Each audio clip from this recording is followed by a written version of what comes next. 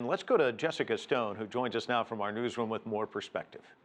Well, Mike, I think there's a couple of things that are very clear. I've just been reading through the statement that was released and signed by the International Syria Support Group, and it does lay out what happens next, saying that this agreement has about 1 week to work out the details, essentially, and that it's only in effect, quote, after confirmation by the Syrian government and opposition following appropriate consultations in Syria. Obviously, the Syrian government still has to be part of this process, and it'll be up to the Russians and the Iranians to convince them to agree to this as well. Russia, of course, had wanted a ceasefire that began on March 1st.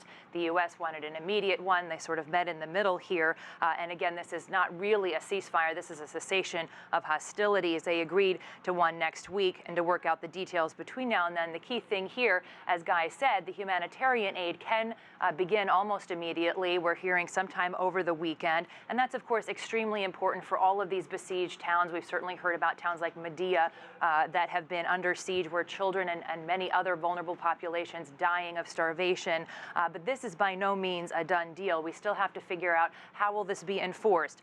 Who is a terrorist? Because groups like Daesh and Jabhat al-Nusra are named as groups. If you're fighting them, you're not asked to cease your hostilities. And what other groups might be named? Well, according to this document, the United Nations Security Council designated groups, so that hopefully will take some of the confusion, because obviously a lot of people in this fight don't agree on who the terrorists are. And then, of course, something that the Americans are still going to work on is a cessation of the Russian air bombings and the air campaign that is going on. But it's arguable that the Russians have been a very big part and a strong part of reaching this agreement that we're just starting to hear about now, Mike. And any word on what possibly led to this breakthrough?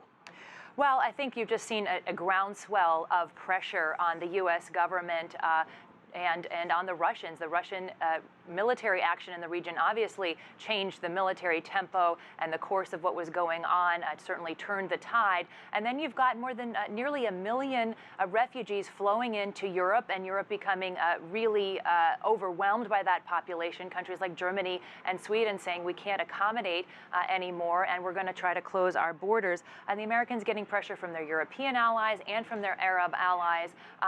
So on both sides, there was a lot of pressure. And you know, we just heard the Russian Prime Minister say this is going to be an endless conflict, a possible World War III if there's no end to the fighting. They certainly saw the need to move the needle on this. And, you know, it takes all of that pressure to come to this moment where you do get a breakthrough like this.